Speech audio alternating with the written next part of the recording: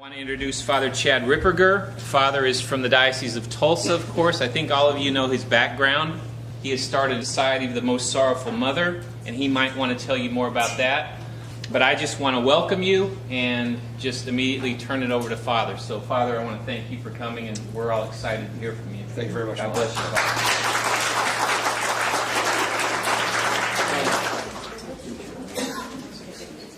Father. Okay. You know, in some of our prior discussions, this is one of the reasons I was trying to establish the fact that it's the tradition that has to be the principle for judgment of what we believe, and not what we want or feel or whatever the case is. That's something that's really key. The other thing is, too, is there's always a danger, I think, of people, if they know a little bit of theology, that all of a sudden they become dangerous to themselves. We have to be careful about that, too. I suppose I should put myself in that category, but okay. In this conference, we want to talk about magisterial authority, because it's a really important topic, especially given the fact that, you know, you've got cardinals. You know, I feel like we're living in the fulfillment of the prophecy of Akita, Japan, where a lady said there will be cardinals against cardinals and bishops against bishops. You saw it play itself out this last year after the synod in Rome, but all of a sudden now cardinals are contramanding each other, right in public. So, but I want to start this off by talking about, I mean, obviously we know that Christ gave authority to Peter and the apostles and their successors. We have to talk about what that really looks like theologically. But first, before I want to talk about papal authority, I want to talk about the popes that have, while they were pope, said things that were contrary to the faith. Just so that we set the stage, because there's always that theory, well, they're infallible. Well, yes. But let's first look at, because this is a historical reality that the First Vatican Council had to deal with. The first was Pope Honorius I, who actually taught the monothelite heresy. Now, the monothelite heresy is believing that there's only one will in Christ, and not a human and a divine will. He was even condemned as a heretic by the Sixth Ecumenical Council. So you have a pope, while pope, saying things for which he was later condemned for. Okay. And also he was also condemned by the decrees that were approved by Leo II.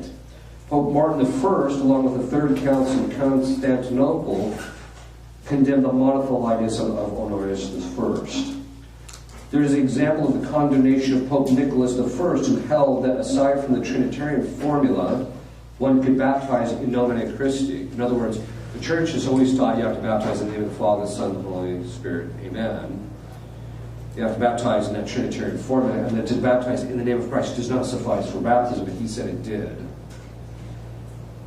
Sometimes there's even been disagreement among popes on particular issues, as was the case of Pope Celestine III and Pope Innocent III, who disagreed over issues pertaining to the Pauline privilege. There is the historical case of Pope John XXII, who held that the souls of the blessed departed do not see God until after the final judgment, which of course was contrary to the teaching of the Church. And John XXII was it's a paradigm, so to speak. And a paradigm is kind of like a model or the standard. You kind of look at to see how the Church reacts to these things. Because when John XXII said that, after he was pope, the Parisian theologians looked at it and said, no, he's in error. They wrote a letter to him. They didn't say, you're not the Pope because you're a heretic. They didn't say that. What they did is they wrote him a letter and stated that you're in error regarding this particular thing. The Pope did the right thing. He set up a commission to study the remote rule, the tradition. And when the tradition came back and said, no, there is a state before the final judgment in which people see God face to face before they get their bodies back after the final judgment. He then, 3 weeks before he died, if I remember right, or shortly after that, he recanted, and that's it. So even the Pope recognizes his obligation to be in conformity with the remote rule. This tells you, though, that it is possible for a Pope to make erroneous statements during magisterial acts. What are magisterial acts? Any acts by which he is teaching, which includes everything from defining dogma in an infallible mode all the way down to the Wednesday audiences, the preaching at the Wednesday audiences. It includes that whole gamut. Okay. These acts do not meet the conditions of infallibility. So what are the conditions of infallibility? Because Vatican I came along and dealing with this historical reality said we know that the Pope is infallible under these conditions. Okay. The first condition is this, according to Vatican I. In the exercise of his office as shepherd and teacher of all Christians. So when he makes a statement, we know it's infallible when he is doing it in the exercise of his office.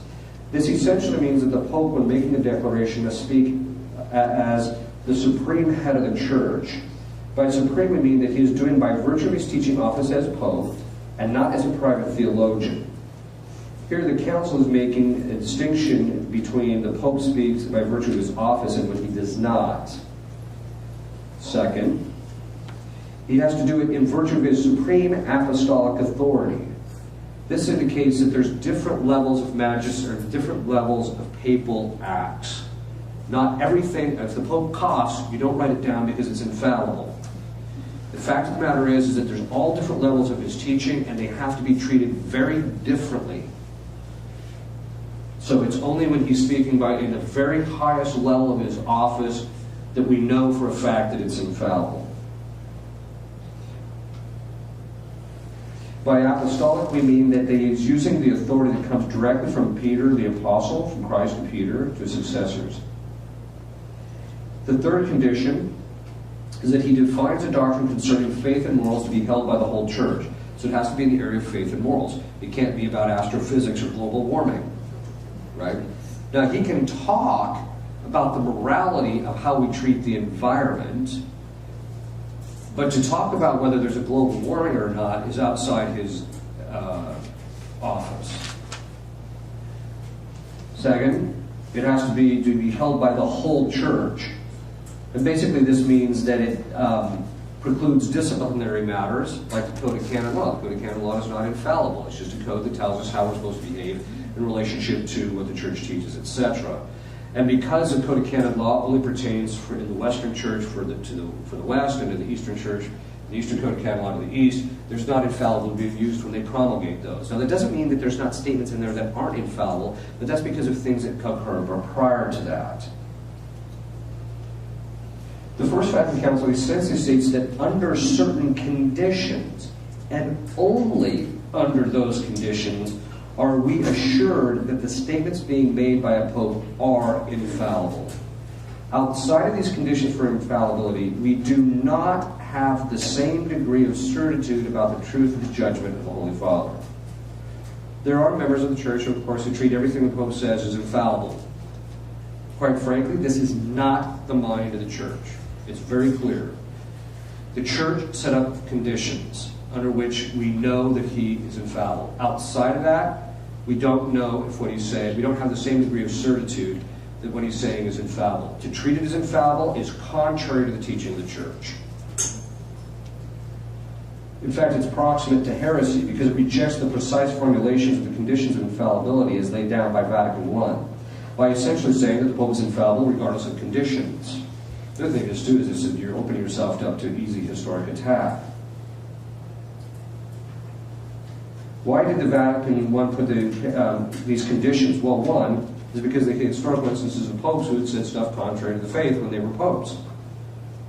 But also it was to make clear the nature of the papal office, that as such, that its teaching authority occurs on different levels. Different kinds of teaching require different degrees of assent and different degrees of certitude in relationship to them. Okay, so the Pope is infallible under those conditions. And the question comes, well, are there other things that are infallible in the Church? Actually, it's generally conceded that the Pope is infallible when he's defining something in a doctrine.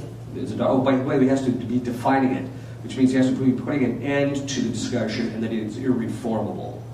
That he is making clear that he is defining it, making clear that this is the formal, irreformable teaching of the Church. It is also conceded, it's the common consensus of the theologians, that he's also infallible when canonizing saints, not beatification, canonization. But we have to understand that in relationship to canonization, there is something that has to be understood.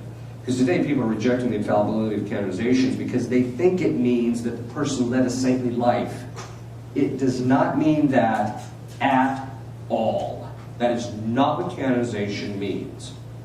What canonization means is that we have moral certitude that the person made it to heaven, and as a result of that, you can have a devotion or public cultus to the individual. That's all it means. It does not mean that the person led an exemplary life or heroic Christian virtue in this life. It does not mean that. So just make sure that's clear. Some people say, well, what do you think about this person and that person being canonized? Well, it just means they made it to heaven. It doesn't mean they're exemplary. It just means they managed to make it to heaven. Well, do you think they made it to heaven? Well, they did receive this last sacraments on their deathbed. Looks like it. Okay. The next one is the bishops. But the bishops are infallible also under certain conditions. So if they teach, and these are the conditions. One, they teach infallibly when teaching in an ecumenical council that is in union with the Holy Father. So, and that's a very key point. What most people don't know is that the common opinion of the theologians before the Second Vatican Council is that a council was only infallible because of the fact that it participated in papal infallibility in his formal promulgation of it. That's a key point. That without that element, it's not infallible. So it has to be in union with the Holy Father. It must be in the area of faith and morals. So again, if they're talking about global warming, it must be proposed to be something definitive. And this is very key because there was a theologian by the name of Berry who wrote a book on ecclesiology, which is quite good. And he says, a large majority of the acts of councils are not infallible definitions because they are not intended as such. That's a key line. The infallibility is that to which the intention of the legislator extends. So if you actually look at the Council of Trent, virtually most of it is infallible.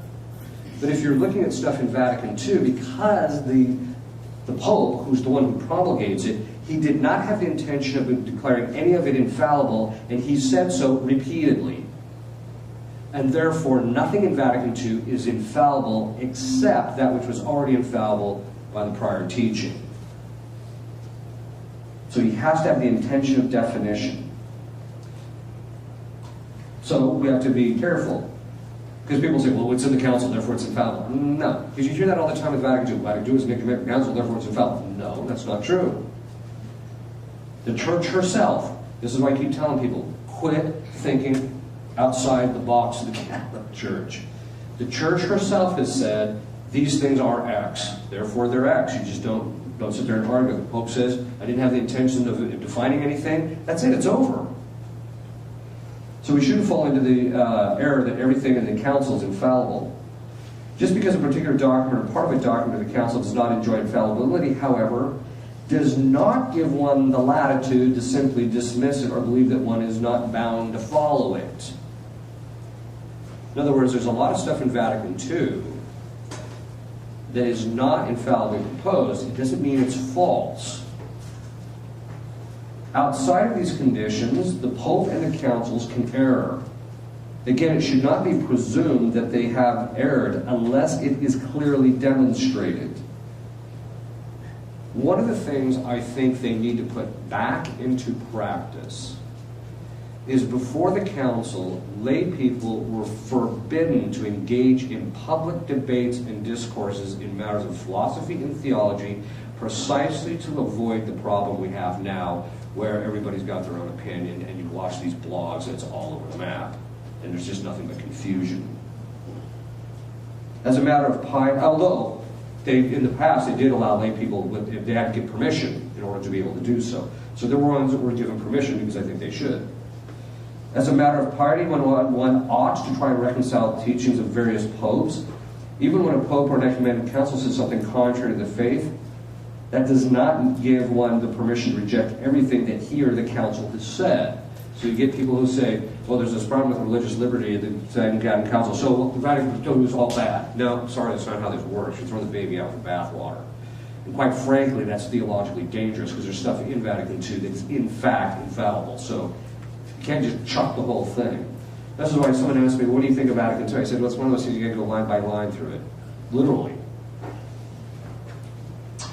If a pope says something contrary, or a bishop says something contrary to the faith, St. Thomas says this: one is not to give assent to the preaching of a prelate which is contrary to the faith, since it is discordant with the primary rule, which we talked about earlier. Nor through ignorance is it a subject excused from the whole, while the habit of faith causes an inclination to the contrary, since it teaches necessarily all things that pertain to salvation. What does this basically mean? Well, go back to this observation. Our obligation is to conform ourselves to the Magisterium as they propose the remote rule, that is, the tradition in Scripture. If they deviate from that, our obligation is still to the remote rule. Second, St. Thomas is saying, you don't got an excuse if a prelate comes along and says contraception is okay for you to accept it. Because the remote rule is what it is, and you have an obligation to conform to it. Another form of infallibility is in solemn condemnations. It has to be solemn, though, not just condemning it. It has to be that you're putting an end to the discussion. So, for example, in the Doctrine Filius Dei, it condemns the proposition that God is not the creator of all things visible and invisible. There is also what's called De Fide Non Definita. These are teachings which have not been formally defined, yet they are still infallible. People have this idea that the only thing that's infallible is what has been formally defined. That is not the case. Ordinary magisterial infallibility has the same requirements as extraordinary infallibility. Now, ordinary magisterial infallibility is infallibility that occurs outside of councils and papal solemn acts. Okay.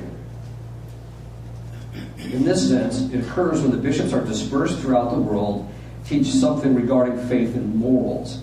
It is infallible by ordinary magisterial infallibility when the bishops hold that a particular matter is something that is to be held of the faith. In other words, if all the bishops throughout the world said this is to be of the faith, then it's of the faith. It's infallible. It's not simply a matter of the bishops agreeing on something, but that they agree that it is to be of the faith. And that tells us that there's two kinds of doctrines to which, of the faith means, if you don't believe them, you're not going to go to heaven. So there's two kinds of those things that are de fide. There's those that are defined and those that are not defined.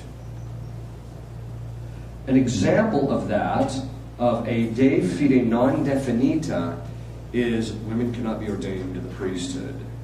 It's never been formally defined, but John Paul II made it clear that it's been taught unanimously throughout the history of the Church.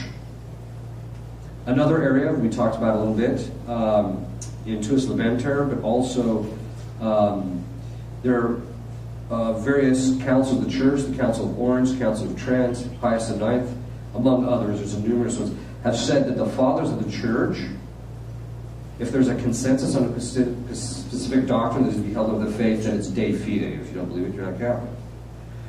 As I mentioned, the theologians, those are those between 1100 and 1750. If they're unanimous, same thing. Another one is called the sensus fidelium, or what's called passive infallibility. If the whole of the faithful held something, then it would be considered infallible. By whole, we mean not just a majority of the people, because the majority of Catholics think contraception is perfectly fine. We're not talking about that. We're talking about the totality, the whole of the Catholic faith cannot err, because if that was the case, then the gates of hell would have prevailed against us.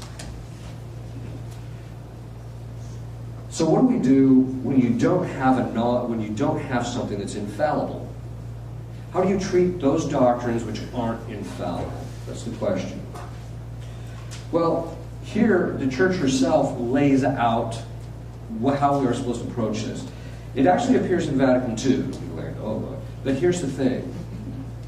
What Vatican II was doing in this particular passage was simply laying out what the tradition before that had laid the groundwork for. In fact, you can go back to prior theologians and read this stuff all over the place, because after the First Vatican Council, there was this explosion of discussions about what do you do with this stuff that's not infallible. So, Lumen Gentium 25 says, in matters of faith and morals, the bishops speak in the name of Christ, and the faithful are to accept their teachings and adhere to it with religious assent. The Latin term is obsequium religiosum.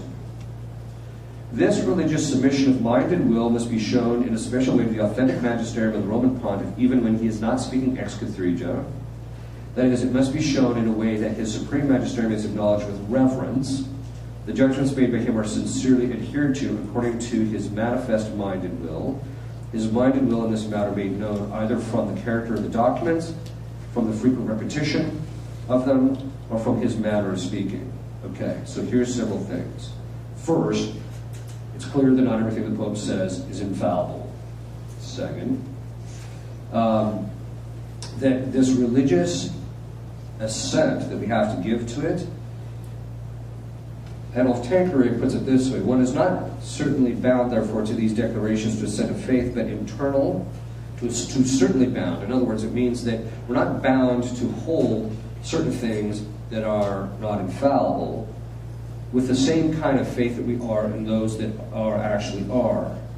So if it comes from legitimate ecclesiastic authority, we have to give absolute assent to those things which are infallible.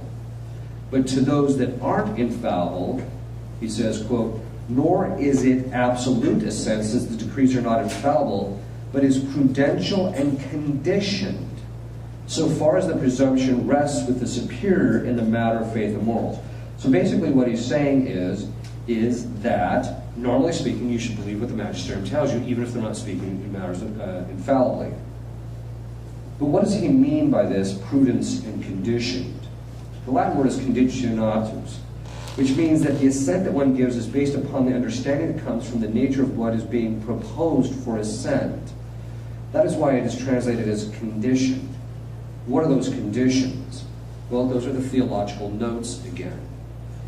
In other words, something that is sententia fide proxima, you have a greater obligation to give assent to it than, say, something that's pious tradition. And so how the type of assent you get is proportionate to the degree of certitude regarding that particular doctrine. Now, I realize that as Catholics, we would just like everything to be just cut and dry, right? Well, everything should be infallible, or everything should be not. Everything should be just nothing, right? And that's not how the church has ever worked. So this also means, therefore, that we do not treat all doctrines exactly the same. But then there is also prudence. Prudence dictates, as a general rule, one should normally listen to the magisterium. In other words, you weren't given the grace to discern matters. The magisterium was, and so you should normally defer to them. But even the church herself does not say that we are to do so slavishly. The fact that the church makes a distinction between assent that is required for infallible and non-infallible teachings indicates that the church herself recognizes that there are different degrees of certitude. The church herself recognizes by discussion of different kinds of assent that there is an occasion in which a particular member or members of the magisterium may end up teaching things contrary to the faith. This is why St. Thomas says you are forbidden to follow the magisterium blindly. If you're talking about something that is infallible, you have to follow it, period, absolutely, whether you understand it or not. But when it comes to other things that aren't infallible, you can't just sign on to every single thing that they say. Because if that was the case, you'd be signing on to doctrines like the seamless garment, you'd be signing on to contraception, etc., because we've always got these people saying it. We've always got magisterial members saying this stuff.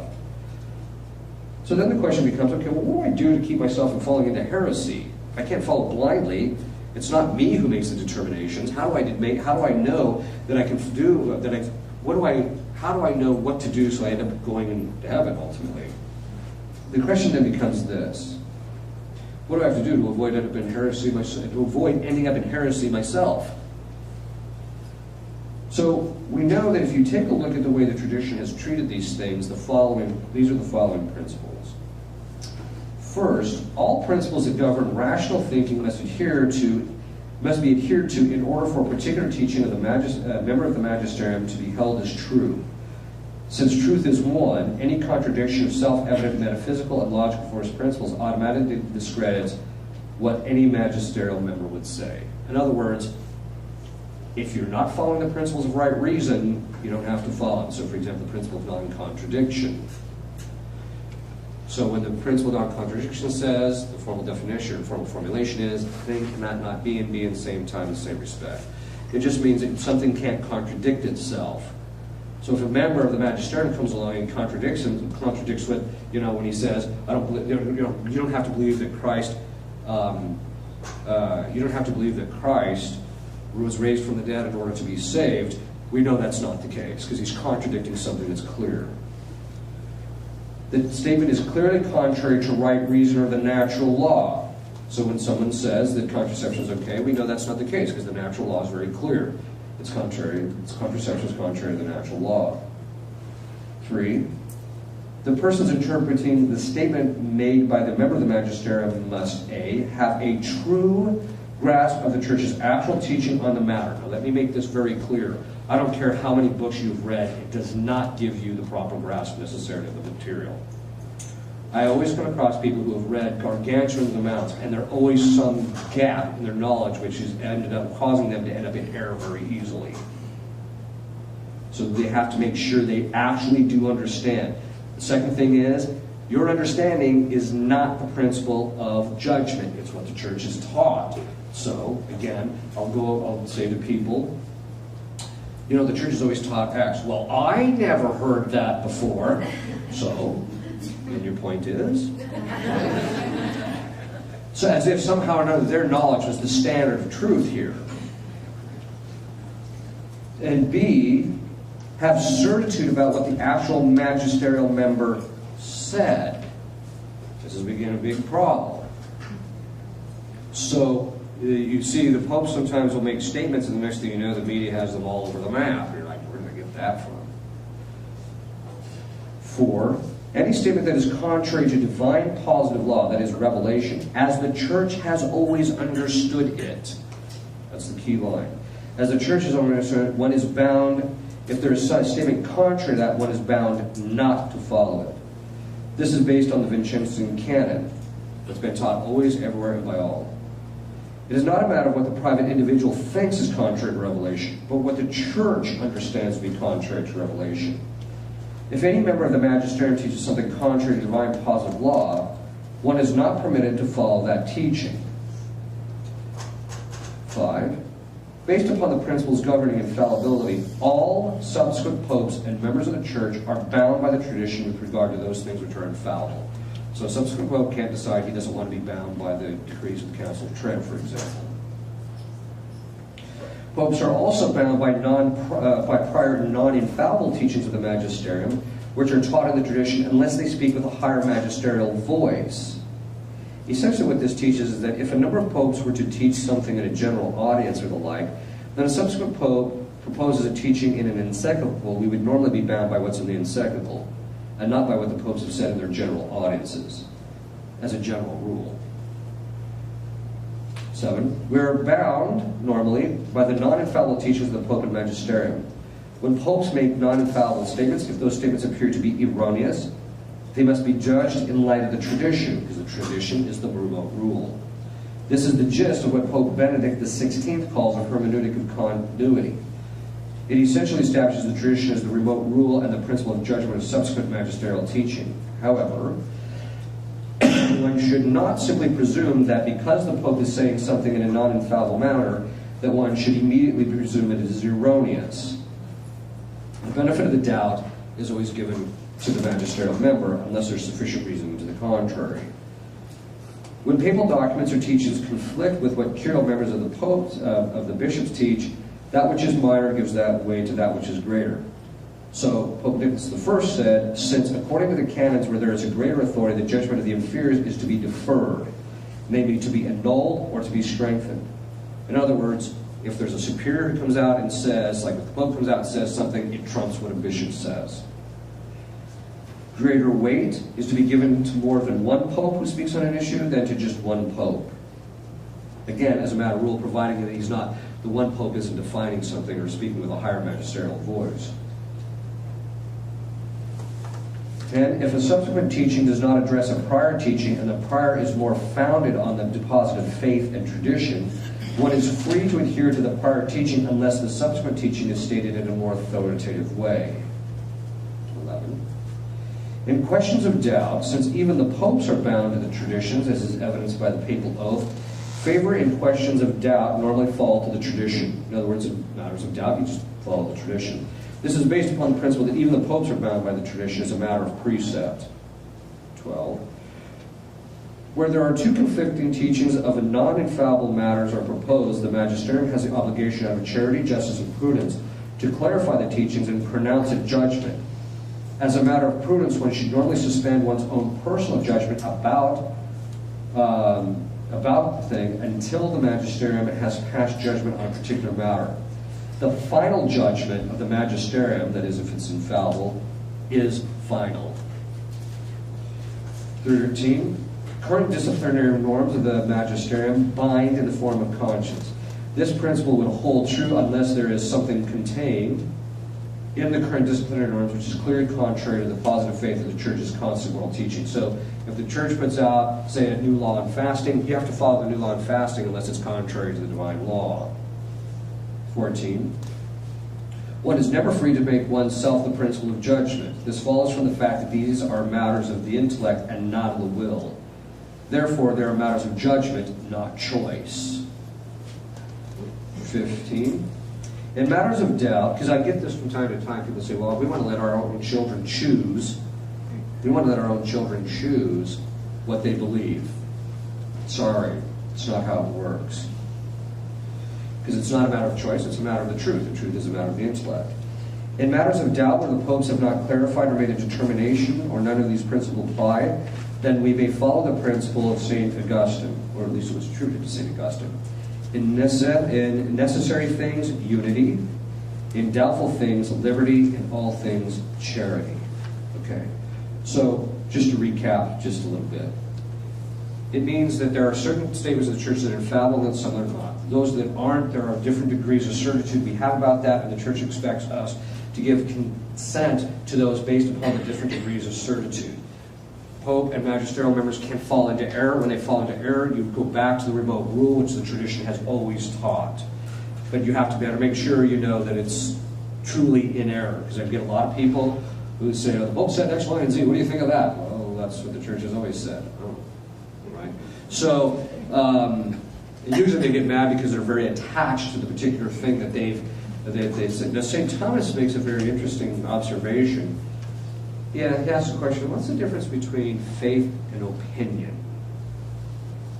And he says, faith is that which proceeds from that the person has certitude based upon the fact that the virtue of faith gives the person to see the truth of the matter. Where he says, whereas opinion is a choice, so it's an intellectual thing. The intellect sees the truth, the will then chooses to move the intellect to give full assent to it, etc. So the choice is to give the full assent, not to necessarily see the truth of the matter. Okay? Because you can reject it, the grace. Whereas opinion is in a matter where it's not clear, and so it's a matter of choice on what you're going to end up ultimately believe. Now you can look at the different things and kind of line and say, well, this one seems to be a little bit more true than this one, and maybe you can follow that. But in matters where it's just, they seem to be pretty much on the same level, it's a matter of choice, so it's a matter of will. So opinion is a matter of choice. This is one of the reasons why, and I'll just end with this for this conversation, we'll go to Q&A. This is one of the reasons why I think that line from St. Francis, he says, there'll come a time of tribulation where there will be a multiplication of opinions. That's really true because people no longer see religion as a matter of something to which they must conform themselves to, but rather things that they get to choose on their own, or those things which are in congruity with their preferences. So as modernism became more prevalent with the principle of immanence, it's just natural that you're going to get all sorts of opinions on matters, rather than what's the tradition teach. Just keep going back to the tradition, keep telling guys, let's go back to the tradition. And this is a really important point, because if the church is ever going to recoup the tradition, which it will, the fact of the matter, because that's what God wants, the fact of the matter is, because he set up the tradition for all of this, it to be passed on, the fact of the matter is that we're going to have to set aside what we want and actually conform ourselves to what the tradition has always had. Again, it's not a matter of preference. So you say the old Mass because it's a matter of preference. No, I don't. I mean, it's true, I like it. But I say it for very specific theological reasons. Now I know that when most bishops and priests hear that, the hair on their head goes on the back up because they think, no, it's not the case.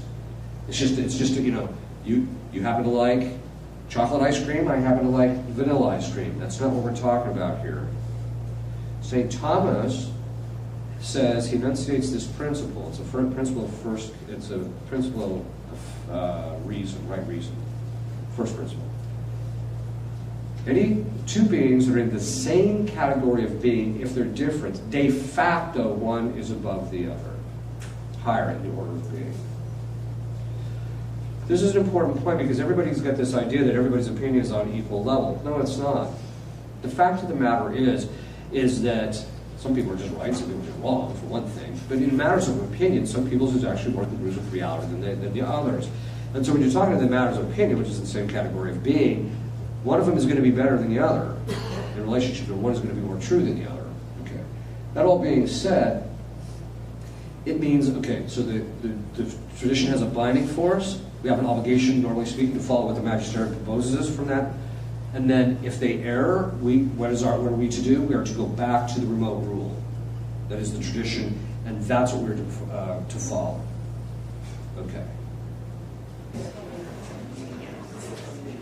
Father, can I ask, I've been sitting here listening to you and looking at the beautiful statue of Our Lady of Fatima, and I know, can you speak to this notion that a person that, you know, has a true and sincere, however you define that, devotion to the Blessed Virgin Mary, how does that factor into them not being able to teach error or be led into error? Is that true? And can you talk about that?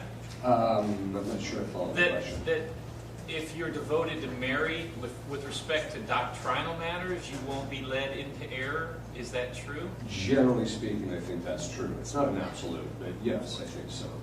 In fact, one of the signs of a heretic is someone who doesn't know Our Lady, really. Right. I mean, if someone has a religious taste for Our Lady, you scratch around and you probably find a heretic. So, but it's not an absolute guarantee, though, either, because I've known people who have a real love for Our Lady and they were a theological mess. So, yes. Can you give some, you mentioned a couple of times, can you give some examples of some important elements of Vatican II that are infallible? Well, there's different parts of it that were actually, you know, for instance, in certain things where they make statements about that were actually contained in prior teachings. So if you can just pick up the book or the thing and just read it, and usually, you know, there's a lot of times they'll make various statements about the church or about Christ's resurrection, salvation, things of that sort.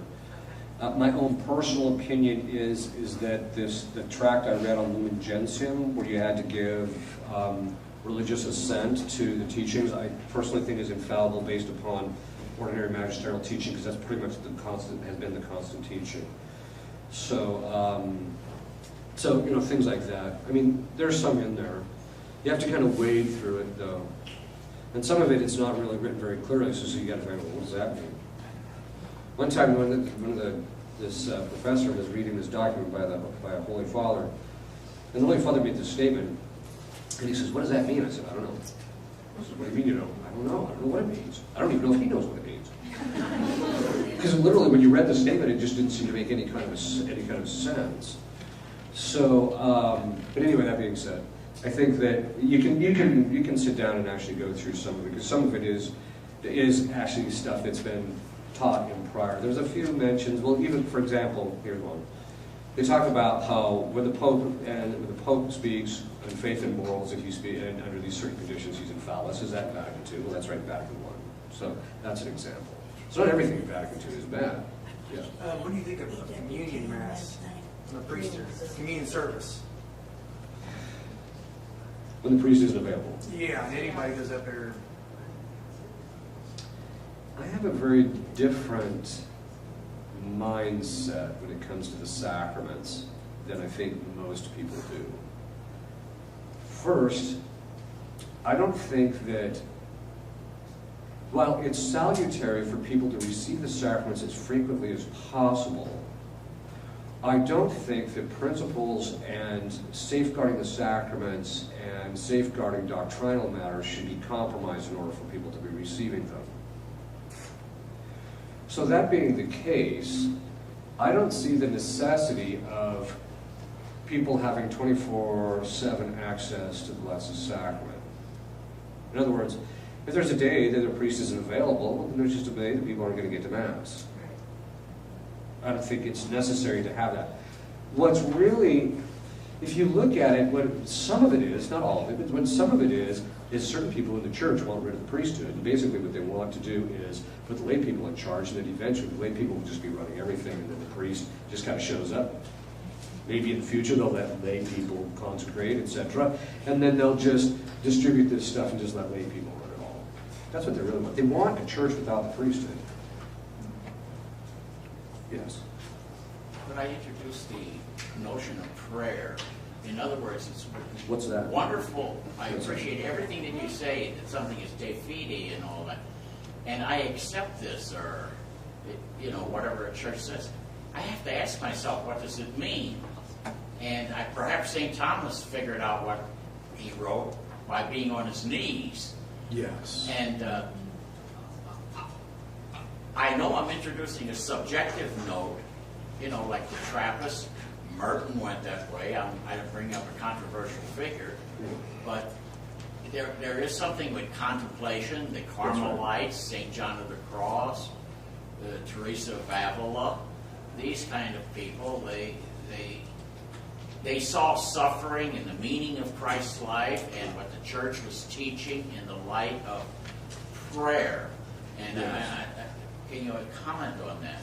Yeah, I mean, well, prayer is one of the acts of the virtue of religion, which is some virtue of justice, that if you don't pray sufficiently enough, you're not going to be saved. That's what St. Augustine says. He doesn't pray, he will not be saved. Some people ask, how much you got to pray? The minimum in justice is 15 minutes a day, minimum. That doesn't fulfill the obligations of charity, which is to pray always. But I agree with you in the sense that I think that one of the things that really happened, that, you know, there was a collapse in the prayer life of the church. There was a collapse among the clergy even. I mean, there was an instance where Fulton Sheen, a priest, came and said, I want to leave the priesthood. And so Fulton Sheen just sat him down and said, when did you stop praying? Right, so there's that part of it. And then the guy admitted he hadn't been praying for over a year. So but the other side of it is too is that there really is asking God to enlighten you so that you'll actually understand the meaning of these things is really clear. St. Thomas used to do it all the time. He used to pastor God all the time. And in fact, he pastored him so much about one particular topic that finally his guardian angel showed up and said, look, Thomas, there's certain things that aren't to be known in this life. Right? So, but the St. Thomas was known for that if there was a question, he would pray about it and ask God to enlighten his mind. And I actually did that with St. Thomas. I said, well, St. Thomas did it because I was writing my doctoral dissertation and I couldn't make hide nor hair of it, because I was dealing with a topic that everybody couldn't make hide nor hair of it. And so I just said, well, I'll go do what St. Thomas did. So I went to St. Thomas and I said, look, if you give me the answer to my doctoral dissertation, I promise to go visit your body. It was like when a literally, it just, it exploded to me, but literally it was a grace that just came in the conditions. That's what it was. I went back and looked at it and realized it was all over his writings, and everybody was looking at it, not seeing it. So when I took it to my thesis director, he said, this is so obvious. Why hasn't anyone seen it? The other thing is, too, is that, you know, one of the things, and this is about my own particular spiritual life, but you can do this generally, and I'll talk about it now, even though I was going to talk about it later, is that, you know, one of the things I'll often tell people to do is that when Our Lady and St. Joseph took our Lord to St. Simeon said to Our Lady, and it says in Scripture, he prophesied saying, which means he was speaking on behalf of God, not foretelling the future. He was speaking on behalf of God. He said, your soul shall be pierced so that the hearts of many will be laid bare. Which means that she will go through the passion with Christ, and as a result of that will merit an intimacy with God in which she will know things that other people won't, and therefore she's capable of revealing them. So what I will do is I'll very often go to her and ask her, reveal to me, you know, what's the nature of this demon when it's in possession cases, or what's the name, I tell my spiritual directees, go to Our Lady of Sorrows, specifically under that title, and ask her, reveal to me what are my defects. But you can also ask her, reveal to me these things that are hidden that I don't understand about the faith. You can ask her to reveal that. And so if you're reading it, you don't quite understand it, or if it seems confusing, ask her to reveal it. And very often she will. So, yes. I have a question here about if the Mass, is the Mass about faith and morals, or is it just an expression of our faith and morals? I know it's a sacrament and a sacrifice. Right. And the reason why I'm asking that is because in light of the Vatican II documents, the Mass was not directly the Vatican II, you know what I'm saying? It was kind of a result of that. And Right. illustrative of that is the fact that Pope Paul VI had to promulgate it in that last final document after the council had already been dismissed and everything. And that, you know, and Bernini wrote the majority of it, and all he had to do was one person or whatever. And I was just curious, you know, because all of the popes, like John the 23rd, Paul VI himself, I know John Paul II and Benedict, I don't know about Francis or John Paul I, because his term was so short. Right. But they all said that council was pastoral in nature. It was not about faith That's and right. morals. So Right. in that sense, then, is the Vatican II Council actually fallible? Yes. In its, okay. Yes. It is fallible because of the fact that, well, first of all, the problem is in the language that was used at the council, and then the subsequent language used to describe the council. So even in the council it says the dogmatic constitution of the church. Well, there's some dogma in it, some not. So in a certain sense, there were, in other words, let's just put it this way. All of the teaching that's proposed in Vatican II that is not already infallible by prior teaching is ordinary magisterial teaching. That's it, which means it's subject to being fallible. The pastoral council thing is more of a direction that they've decided to take the thing.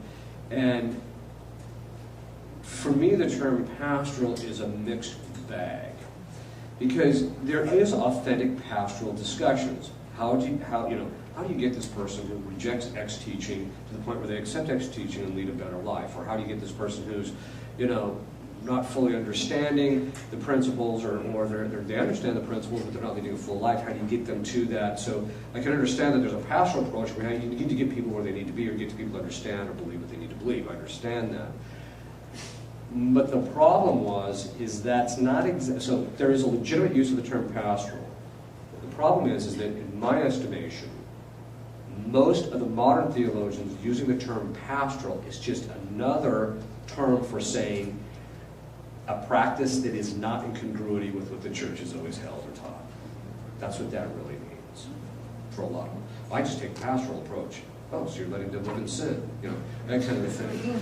So that's the real problem. The term, even when you look, in fact, maybe this would be helpful. Before the Second Vatican Council, the term pastoral, if you look up manuals, pastoral manuals, it was how the sacraments were implemented. That's what it was. It wasn't about, how do you care about Bessie Sue who's crying in your office. It had nothing to do with that. It had to do with the proper implementation of the sacraments. It wasn't until the modernists got influenced by the Protestants that pastoral, because they don't have any sacraments, took on a wider meaning, and then you ended up with this whole thing of it meaning everything across the board. So that's one of the real problems. Yes. Okay. You made a statement that choosing faith is a matter of truth, so it's not a choice, and that's why I would say I went from the Protestant to the Catholic, because I saw truth in a way I never had. Right. But at the same time, and I see the church as the pillar of truth. Truth never changes; it's consistent. Right. But yet, within the Catholic Church, there's laws and authority that do change. Yes. That, for me, is a Protestant, coming from a Protestant formation to now a Catholic formation, is difficult. So like you said, they may have one law here about fasting, and then they change that. Mm-hmm. Help me understand the process of that and the formation process is. Well, historically, the fasting laws have been completely all over the map. I mean, if you look at them historically, a lot of it had to do with the different capacities and different ages and different circumstances and things of that sort in relationship to people. So that it's considered part of Divine Apostolic tradition, which means that that Christ basically told the apostles to start the 40 days of penance during Lent.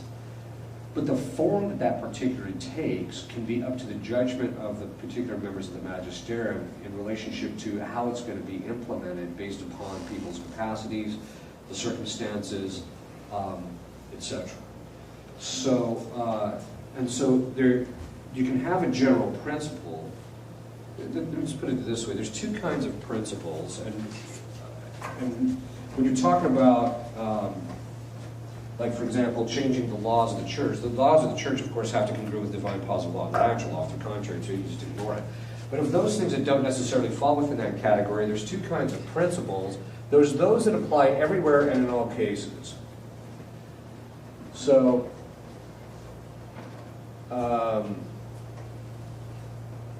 and basically, so for example, a principle that applies everywhere in all cases is that things can't contradict themselves. It applies everywhere in all cases. In every case, things don't contradict themselves when they're true. Okay. This is also true of precepts. So there's certain precepts that bind everywhere and in all cases. Negative precepts bind everywhere and in all cases. Thou shalt not commit adultery abides in every case of adultery. So there's that. But then there's positive precepts, which St. Thomas Aquinas says applies mediating the circumstances. So you have to look at the circumstances to see which principle applies. So there's certain principles that apply everywhere in all cases, and then there's those which are based upon circumstances. Those ones that are based upon circumstances can then change, and which principle applies can change based upon which principle is in place. So, for example, fraternal correction. Fraternal correction states that you have an obligation out of charity to correct somebody if you see that they're leading a sinful life. However, because it's a positive precept, St. Thomas says, you have to make a reasonable judgment that the person is going to take the correction. If they're not going to take the correction, you don't correct them. He says, unless they're your kids, you got to correct them anyway. But he says, but when it comes to, say, one of your peers, you don't correct them if they're not going to accept the correction. So the precept to fraternally correct doesn't apply in that case because of the fact that the person can't receive the correction. You have to pray for them and so that they get disposed so that they can receive the correction. The same thing is the case in relationship to ecclesiastical laws like canon law. It tends to ebb and flow over the course of time or changes based upon what the circumstances that are in place. So, for example, historically, the theologians say that basically what happened was that Christ ordained, this is very interesting, St. Robert Bellarmine talks about this, Christ ordained all of the apostles to the priesthood on Maundy, Thursday night, but he did not ordain them all to the episcopate. He ordained Peter to the episcopate, and then Peter ordained the rest to the episcopate so that it was clear that all episcopate flows from Peter. And then from there, so you have the episcopate, you have the priesthood. Contained in the priesthood is the diaconate, the subdiaconate, and all the minor orders. So that what happened is when they started ordaining, so they had bishops, but then they started ordaining deacons, so the fathers said they started unpacking what was already contained in there. Then once they got all the orders unpacked, which only took about 300 to 400 years, they had them all in place, operative. One of them was the order of exorcists. So in the beginning, the order of exorcists meant the guy who wasn't a priest was going around exorcising people. But as time went on, that started to, because of difficulties or because of certain circumstances, the church restricted it to now the only person who can exercise the power of exorcist, even though you like to say the fraternity of St. Peter and this Christ the King ordained their seminarians to the order of exorcists. Only a priest can exercise that power. It's a restricted power, right? So the point is that the church will modify and change these things based upon what it sees as legitimate pastoral need or legitimate pastoral circumstances that might end up causing trouble. What's happened, but what you apply, what you put into practice in your law and also in your pastoral practice, there are three essential things that must go into the adjudication about whether that particular pastoral practice is good or not. If any one of these 2 or 3 are missing, it's de facto a bad pastoral practice. De facto. The first is you have to take into consideration divine positive law. What did God say about the divine positive law? What did he tell us? What does he say? You have to do this, you have to do X. One part of the everything in Scripture that talks about what is morally right and wrong is part of divine positive law. So, for example, when St. Paul says that he who receives communion unworthily brings judgment upon him the same, which means if he receives communion in the state of mortal sin, he commits mortal sin. So if somebody comes along and says, oh, well, I think it's okay to give communion to the divorced and remarried who haven't been remarried in the Catholic Church or haven't gone through the annulment process, or I believe that it's okay to give people who are in civil unions but not truly married, because they can't be because they're man and man, then I think they should be given communion, and this is just a pastoral practice, excuse me, but it deviates from the divine positive law, and therefore it's not a valid pastoral practice. It's not truly pastoral, because what's truly pastoral? Pastoral is like a sheep. You pasture the sheep to make them fat and etc., so you can get their wool and then eventually eat them. All right, so that being said, there's a certain goal. What's the end of all pastoral practice? The person's salvation of their soul. If it confirms them in their error, it's contrary to that. If it's not going to help them get to save their soul, it's not good pastoral practice. The next is it cannot be against the natural law, which means that it has to take into consideration 2 things: human nature and the fall, the effects of the fall. So, if you introduce, say, a disciplinary norm that ignores the fact that the fall. If you ignore the fact that we have concupiscence, and that if you don't fast with any kind of regularity, you're never going to get full control over your concupiscible appetite. That's the one that deals with food and sex. If you don't fast with any regularity, you're never going to get that thing fully under control. So, for example, before the Second Vatican Council, this was the law of fasting. Most people don't know this. This was the law of fasting. You had to fast from the beginning of Lent until the end, 40 days. Your greatest meal was 8 ounces. Then, outside of Lent, because a habit, you corrupt a habit in 3 weeks, and you rebuild a habit in 3 weeks. So you're talking 6 weeks of Lent. So which means by the time you got done with Lent, you actually had the habit of fasting. The virtue of fasting, in fact. It's a virtue. Then what they did is the church throughout the course of the year had ember days where you had to fast on those days, and they also had certain vigils before major feasts where you had to fast on those as well. So that throughout the course of the year, you maintained that virtue of fasting. St. Thomas says that according to the natural law commands all the virtues. If you never develop the virtue of fasting, you do not fulfill the natural law, and it's a sin of omission. Okay. That being the case, before the Second Vatican Council, if you simply followed all of the Church's disciplinary norms before the Second Vatican Council, you would have developed all of the essential virtues necessary as a human being.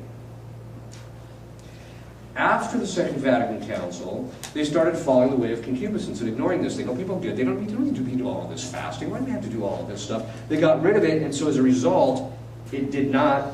Now we got this problem where it suggests to people, maybe you should fast. You act like it's like you're asking them to give up their firstborn or something. The third one is then supernatural prudence. Now, supernatural prudence is the virtue which you know the means to attain the end, the right means to attain the right end. Supernatural means that you're dealing specifically with a supernatural end, and so you're dealing with supernatural means to attain the supernatural end. What are the supernatural means? Those things that pertain to the sacraments, grace, etc. So what you have to do is, when you're talking about actually coming into a pastoral practice, you have to take these things, knowing that the divine positive law orders us to be perfect as your heavenly Father is perfect. Seek first the kingdom of heaven, so our final end is God. That's our end. You then take all the things that God has shown us in these 2 particular things, and then through supernatural prudence you apply them in the concrete given the circumstances. That tells you what an authentic pastoral practice is. not giving it doesn't mean that you just give in to whatever you decide you feel like having. I don't want to fast on Friday, on the totality of Lent. I don't want to do that. So you don't give in to that. You don't placate people's weaknesses. On the other hand, you do have to, part of supernatural prudence is, again, part of the circumstances is people are weak. So you don't give them something that's above and beyond human capacity. You must fast 6 days a week on 1 meal a day. Well, that's what I do because I'm an exorcist. But most people aren't going to do that because they can't physically do it. The point being is, unless I'm lecturing because the energy requirements are a little different. But the point is that you don't make it too onerous for people. You have to make sure that it's something that's within the human natural capacities, but at the same time draws them to a higher end. That's what true pastoral practice is. And that's where I think the Code of Canon Law, the new code, kind of missed the boat a bit. That it loosened a lot of restrictions, it made things a lot easier, but in the end, what it did is it made it harder for people to develop virtue.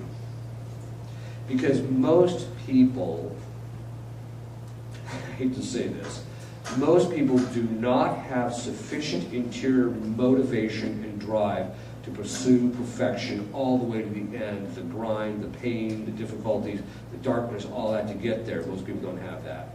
So instead, you got to have the guy outside with the horsewhip whacking you. And that's the church.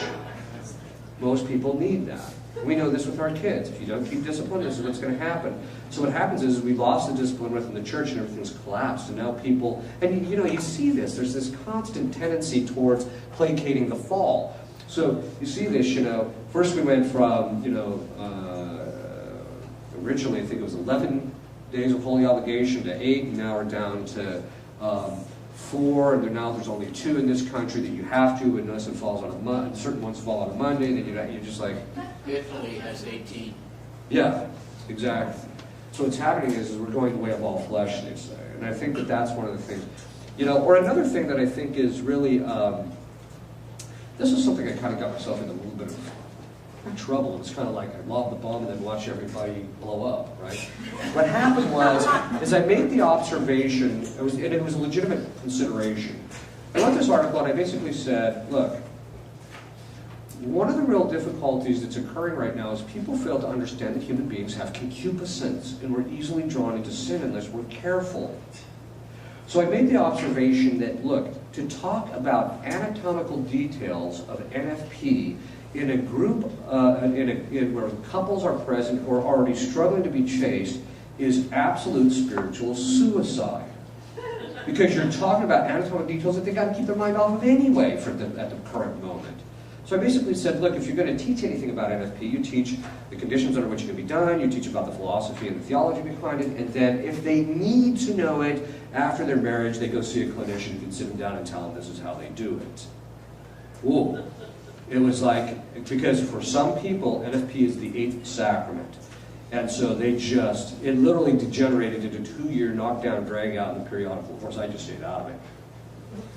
But what was happening is, love the bomb and see the response.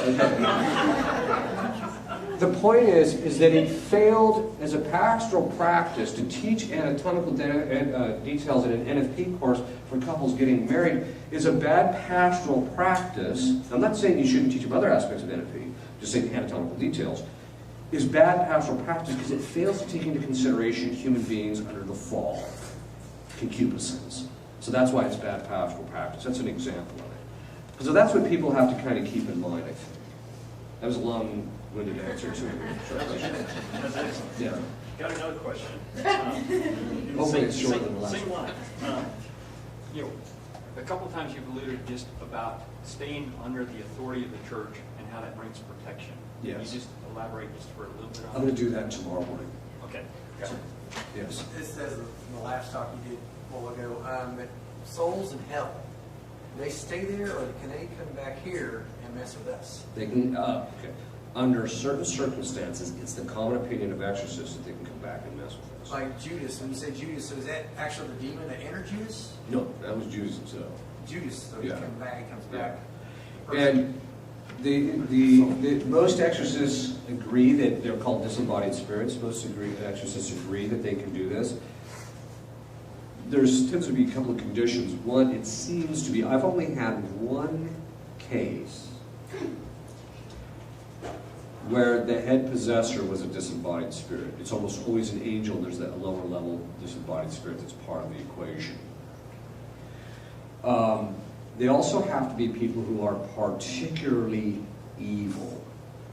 So if you look at the case of Anneliese in Hell, the one that Dr. Ripperger mentioned in Germany, Nero, Diocletian, Hitler, the local pastor was one of the possessors. They went back and did an investigation, found out the pastor was a particularly bad individual. It's not just you come and run to the mill like, Aunt Jane, what are you doing here? It's not that. It's usually really bad people. They usually show up. And it's very rare. Of all the exorcism cases that I've had, I've only had 5 that had disembodied spirits as possessors. Is that a demon that's helping them, or is that just that person's soul by themselves comes back? Yeah, sometimes the person just comes back by themselves to possess somebody. Also, my experience is it's common for the possessors to have been in the family lineage. Not always, but often. So, okay. Yes. In C.S. Lewis's The Great Divorce, is that theologically sound where basically, I'm dealing with the previous question here, where basically people from hell get on a bus and they're taken to heaven and they just find, you know, in like the grass is green, what a horrible thing to walk on. He's basically saying that the problem of being in hell is that anything pertaining to God or holiness is utterly repulsive. Is that theologically? I took it as theologically. Yes, it is theologically correct. In hell, people have 2 kinds of inclinations. And this also applies to demons, because demons also have a natural law. When God made them, he also instilled each angel with its own proper natural law. So they have the inclinations that are proper to natural law, but then they also have, when people finally make their choice and God damns them, the will becomes fixed in evil. And also, the demons, when they made their choice, they chose something opposite of their inclinations, and so they chose to incline their will to something that was disorder. And so they also have that is based upon their particular sin. Okay. Now, what that means is that things that are at variance with this sin cause them revulsion and annoyance and pain. So one of the things you'll do in an exorcism case is you got to, sometimes if it's going to be one that's going to drag out for a little while, you beat out of the demon what you get damned for. And then when he says it, then you just use the opposite things of that, and it makes his life miserable. So this is, so the fact is that they find, because they've chosen evil, they find good. It's contrary to their will, so it's repulsive. Yes. If we are committed, like, to go into extraordinary form of the Mass, are we then obligated to follow the 1962, like, the Ember Days, and do the fasting for that, and the 24-hour vigils of the Blessed Virgin Mary's feast? Are we supposed to be doing all that, and then fasting for the 40 days and stuff like that?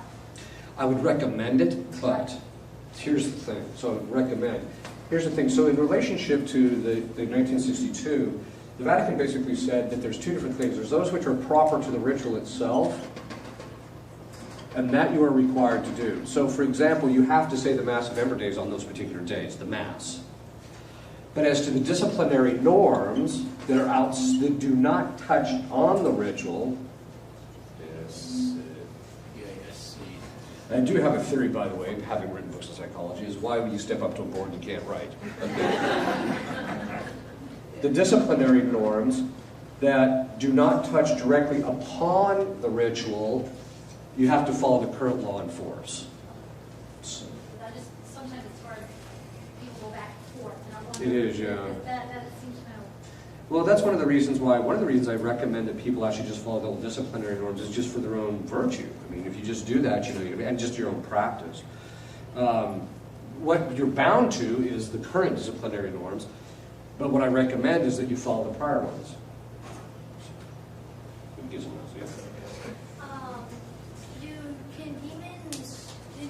suffer when they're here on earth? Oh, yeah. In fact, one of the reasons, most people don't seem to realize that part of the reason for possession is to make the demon's life miserable.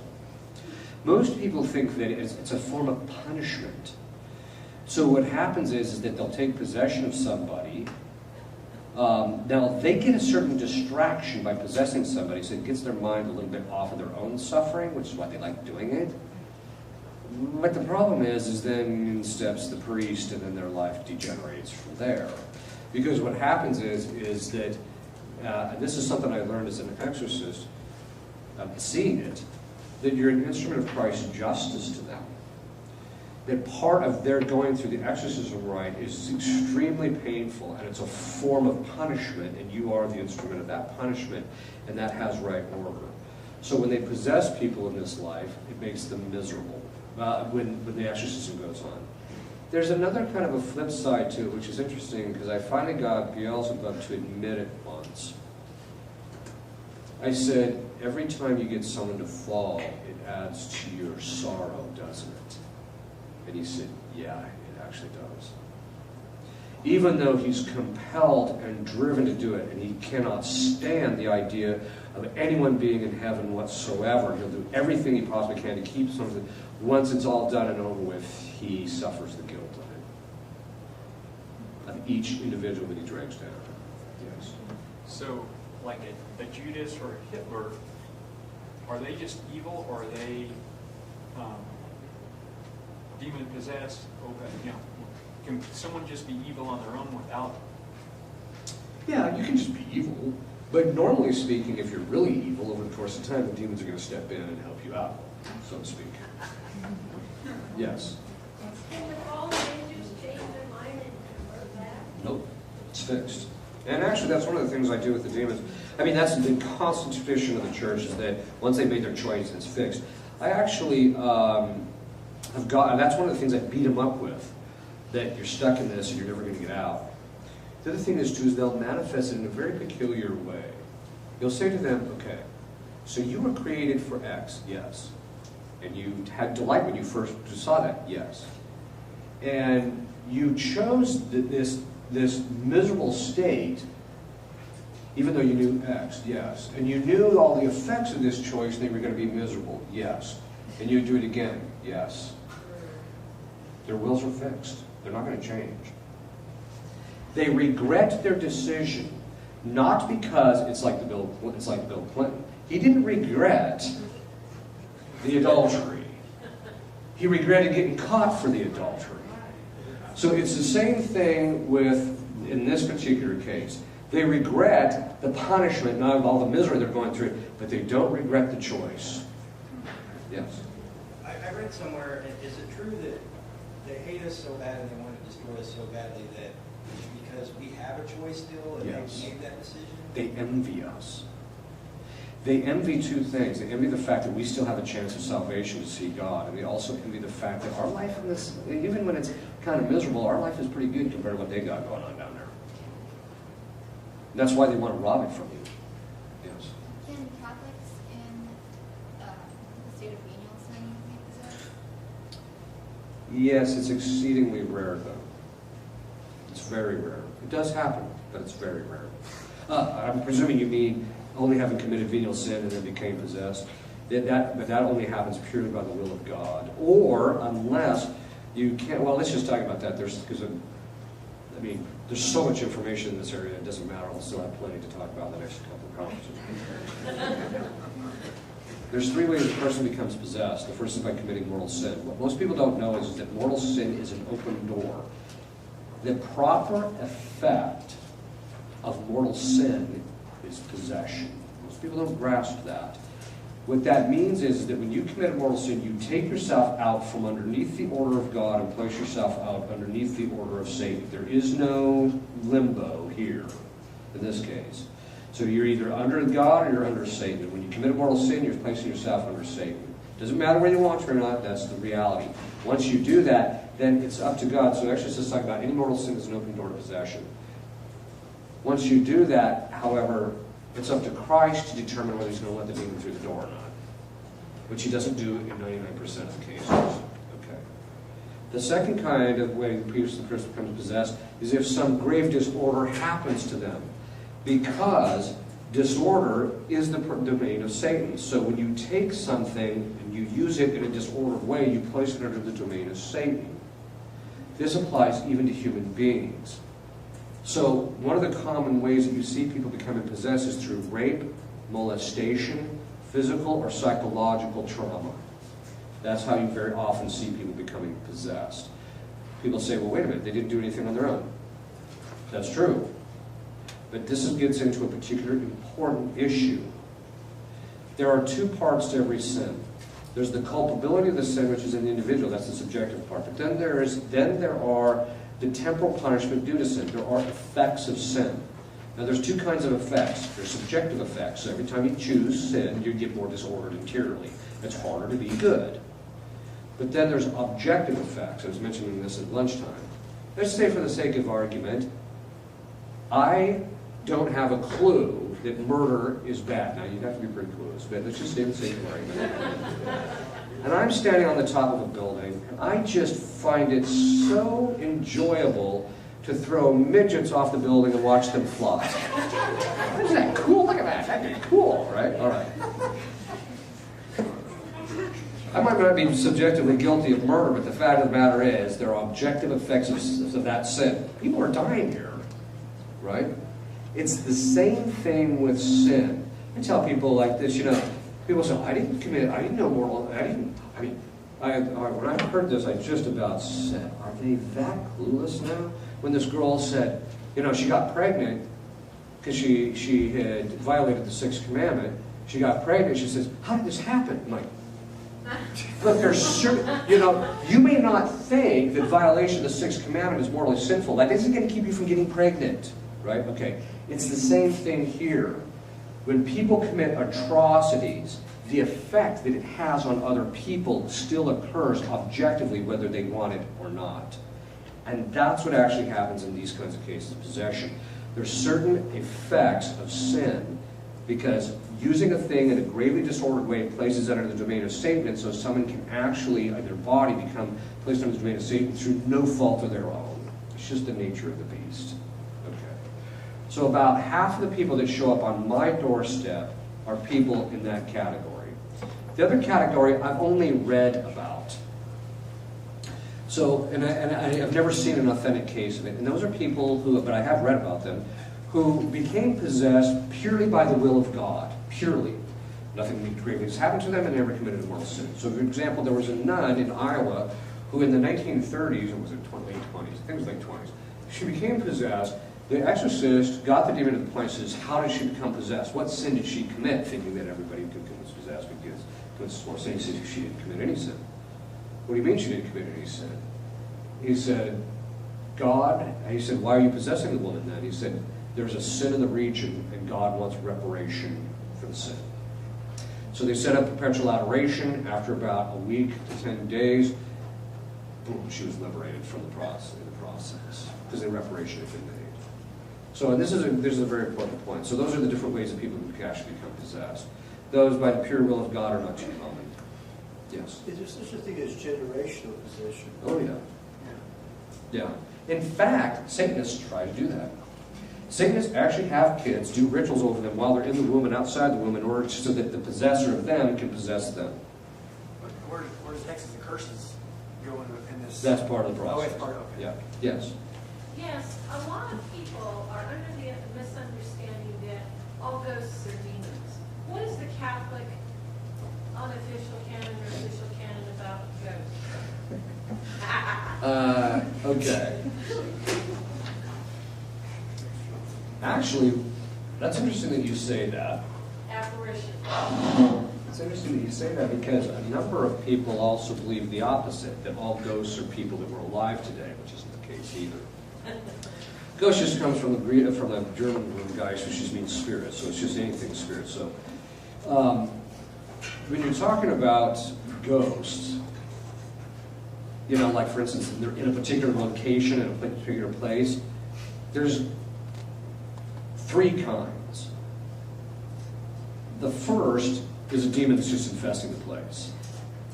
The second is a theoretical one, which I've never seen, and no exorcist that I know of has ever seen, and that's someone, a disembodied spirit who's come back to possess a location, which has never seen it. The third kind is somebody who, because of the particular sin that they committed, managed to be saved with their purgatorial sentences, that they have to be bound to the place of their sin until the requirements are met. So, for example, I got 4 of these examples.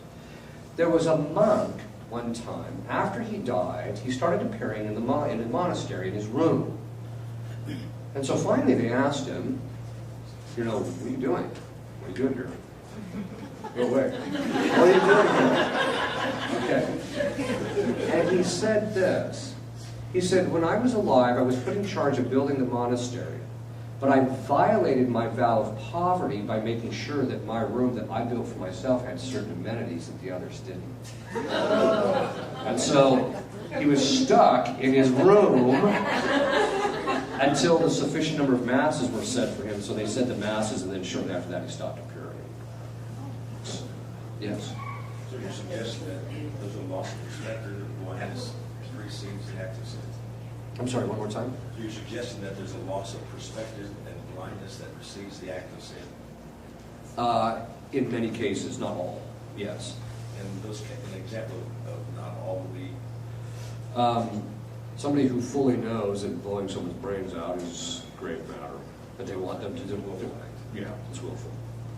As say? Yes. Yeah, in fact, his was fully volitional, without any weakness or any clouding of intellect or any of it. So, Yeah. I'll let you finish the 3 types, but is it the That is purgatory ghosts, can they don't shake and rattle chains and scare you, they're just No. like stuck. Yeah, in fact, if you see things moving around and stuff, that's always demons. It's, Okay. The people that are part of purgatory, in fact, I've only dealt with one authentic case of it myself, personally. There's a woman that kept appearing in this house. We found out later that she was mentally ill and killed herself when she was mentally ill. So there wasn't sufficient reflection of full consent. Even though suicide is morally sinful, she just wasn't all there. And so what happened was, in her purgatorial sense, she was stuck in this house. And so she appeared to everybody in the house, but at different times, that she would just look out into distance. And that's kind of the, Morth talks about that, how, you know, the person just looks out into they seem almost spaced out kind of thing. And so what I did is I exercised the house just to make sure, but then I said a mass for the repose of her soul, and gained a plenary indulgence, and then she stopped appearing. Yes? Is there any point in there for a soul committed suicide? Yes. There's 2 things that you can actually do. The first is we don't know the psychological state of somebody in that. So you can pray that God has, that, you know, that if they're in purgatory, God has mercy on them and that they were released from purgatory, if they're in that psychological state. The second thing is that you can do is, because God is outside of time, you can ask God to go back in time, so to speak. And for him, it's not going back in time. But to give the person the grace, after they began the process, give them the grace of final repentance. That does exist. Did you hear, there's a story where, and the reason I recommend that is for this reason. There was a woman in France whose husband committed suicide. And she was a very devout Catholic, and she was very distressed by this. So someone says, well, go over to this place called Ars. There's this holy priest over there, and talk to him about it. He seems to understand this stuff. So she goes there, and she gets to the church, and the line for confession is 2 days long all the way around. She's like, I don't have 2 days. So she goes to the communion rail and starts praying, and then all of a sudden, boom, St. John Vianney busts out of the confessional, comes up to her and says, I want you to know that your husband was saved. That when he jumped off of the bridge, Christ gave him the grace of final repentance, and he took it. So that's a pretty powerful story. I don't want to mitigate the severity of how serious suicide is, but on the other hand, there can be factors, and I'm not saying either. Some people say anybody who commits suicide has to be out of their mind. No, that's not true either. What I'm saying, though, is that many are, and so that it's probably it's not a bad idea. The second thing is if the person's in hell, then your prayers just go into the spiritual treasure of the church and then given to somebody else. So it's a good thing. It's not your prayers that go to waste. Yes. And deceased relatives or anybody in purgatory, can they pray Yes. I know we pray for that. Yes.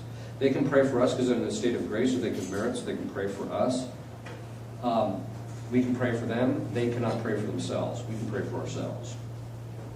But we can ask them to pray for us? Yes. If they're in purgatory? Yes. That's why they're called the holy souls in purgatory.